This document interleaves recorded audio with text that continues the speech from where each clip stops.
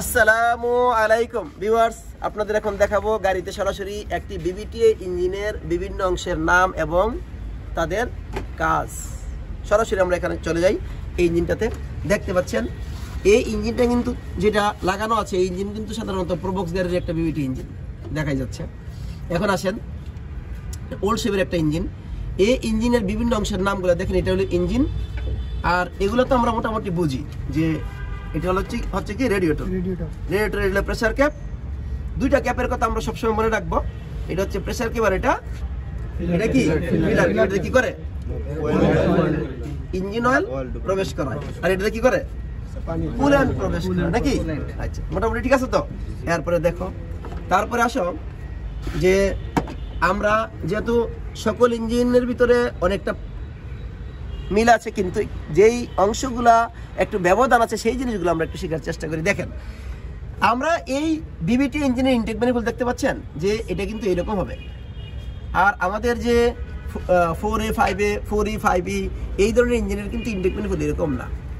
তারপরে দেখতে পাচ্ছেন সাধারণত ইনটেক ম্যানিফোল্ডের এখানে কিন্তু লেখা থাকে, এই যে 1NZ থাকলে লেখা থাকে। তারপরে বিবিটিআই এই যে কভার আছে, কভারের মধ্যে এরকম বিবিটিআই লেখা থাকে, লেখা দেখলে আপনারা বুঝতে পারবেন।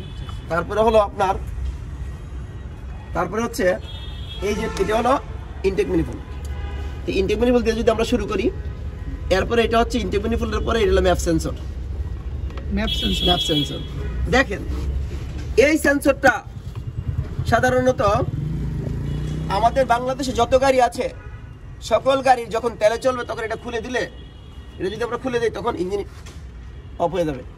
কিন্তু বিদেশে কোনো গাড়িতে এইটা খুললে পরে ইঞ্জিন অফ হবে না। এর কারণ হচ্ছে আমাদের বাংলাদেশের সকল গাড়ির ইসিউটা খুব দুর্বল, যার কারণে এই প্রবলেম হয়।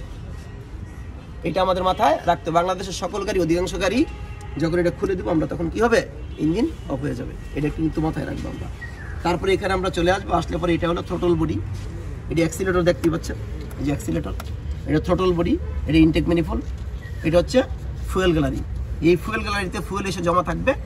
তারপরে তোমার এই যে এখানে ইঞ্জেক্টর আছে, গ্যাসোলিন ইঞ্জেক্টর, গ্যাসোলিন ইঞ্জেক্টর দিয়ে প্রবেশ করবে।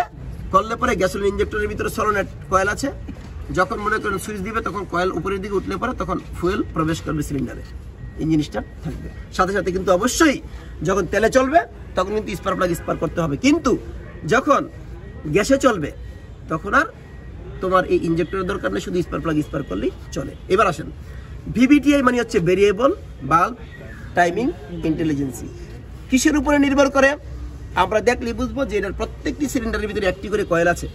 এই যে 1টা 2টা 3টা 4টে, ইঞ্জিনটার সামনের অংশ হচ্ছে এটা, পিছনের অংশ এইটা। কারণ হচ্ছে পিছনের অংশ কি থাকে, পিছনের অংশ গিয়ার বক্স থাকে, ঠিক আছে।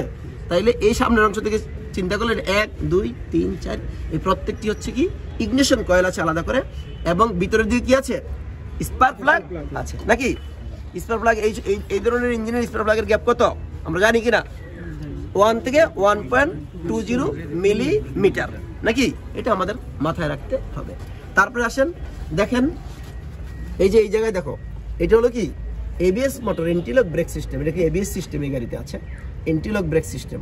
তারপরে এই যে গ্যাসের ইয়ে দেখতে পাচ্ছেন, এটা হলো ডাস্ট কভার।